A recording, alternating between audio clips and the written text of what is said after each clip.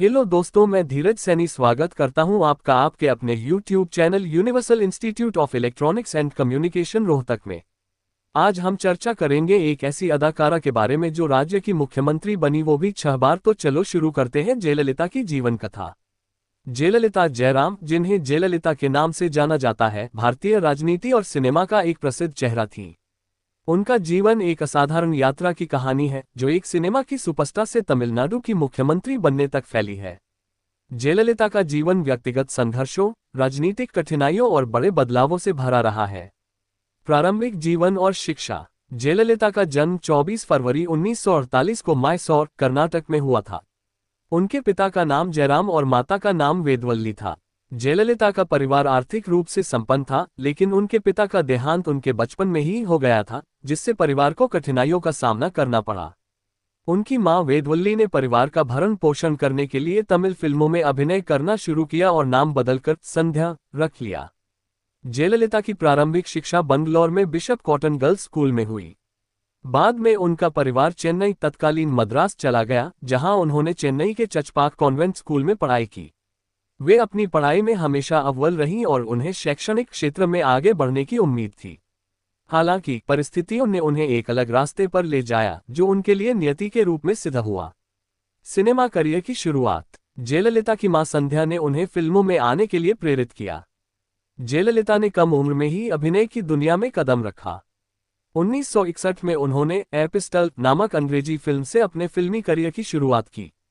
तमिल फिल्मों में उनका पहला मुख्य रोल 1965 में वेन्नीरदाई नामक फिल्म में था।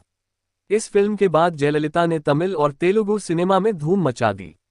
जयललिता ने 1960 और 1970 के दशक में दक्षिण भारतीय फिल्मों में अपनी छाप छोड़ी।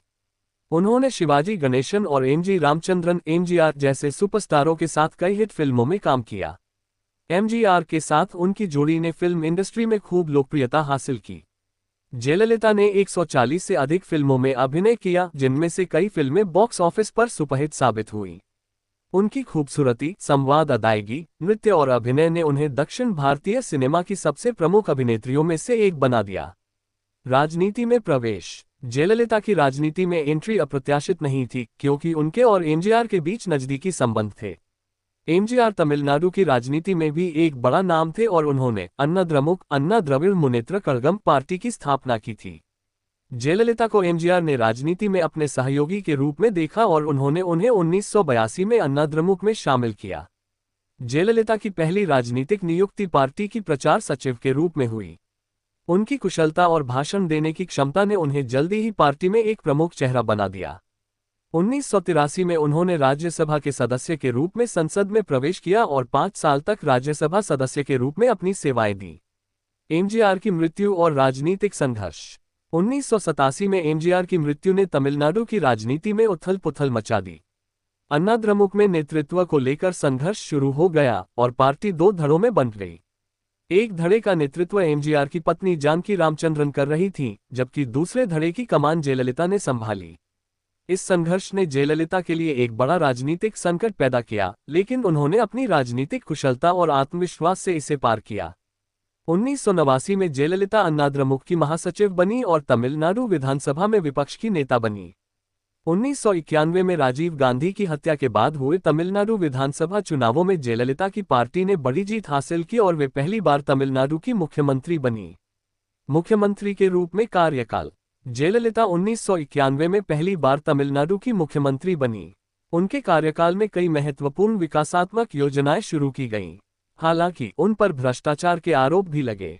1996 के विधानसभा चुनावों में उनकी पार्टी को करारी हार का सामना करना पड़ा और जयललिता पर भ्रष्टाचार के कई मामले दर्ज किए गए। उन्हें कुछ समय के लिए जेल भी जाना पड़ा, लेकिन वे 2001 में एक बार फिर मुख्यमंत्री बनी। जयललिता का नेतृत्व सख्त और दृढ़ रहा। उन्होंने तमिलनाडु की जनता के बीच अपने आप को अम्मा मां के रूप में प्रस्तुत किया और कई जनकल्याणकारी योजनाएं शुरू की, जैसे कि अम्मा कैंटीन, अम्मा पानी और अम्मा दवाएं, जो गरीबों के लिए सस्ते दर पर उपलब्ध कराए जाते थे। इन योजनाओं ने उन्हें जनता के बीच बहुत लोकप्रिय बना दिया। जयललिता ने कुल मिलाकर 6 बार तमिलनाडु के मुख्यमंत्री का पद संभाला। उनके राजनीतिक जीवन का मुख्य आकर्षण उनका दृढ़ निश्चय और विपरीत परिस्थितियों में अपने राजनीतिक विरोधियों से लोहा लेना था। हालांकि उनके खिलाफ भ्रष्टाचार के आरोप लगातार बने रहे और 2014 में एक अदालत ने उन्हें दोषी ठहराते हुए जेल भेजा। लेकिन जल्द ही उच्च न्यायालय ने उन्हें बरी कर दिया और वे 2015 में फिर से मुख्यमंत्री बनी। व्यक्तिगत जीवन। जयललिता का व्यक्तिगत जीवन उतना ही जटिल और संघर्षपूर्ण था जितना कि उनका राजनीतिक जीवन। उन्होंने कभी शादी नहीं की और अपना जीवन अकेले ही बिताया। उनके करीबी दोस्तों में शशिकला नटराजन का नाम प्रमुख था, जो उनके राजनीतिक और निजी जीवन में महत्वपूर्ण भूमिका निभाती रहीं। शशिकला के साथ उनके संबंधों ने भी राजनीतिक विवादों को जन्म दिया, लेकिन जयललिता ने हमेशा शशिकला का साथ दिया।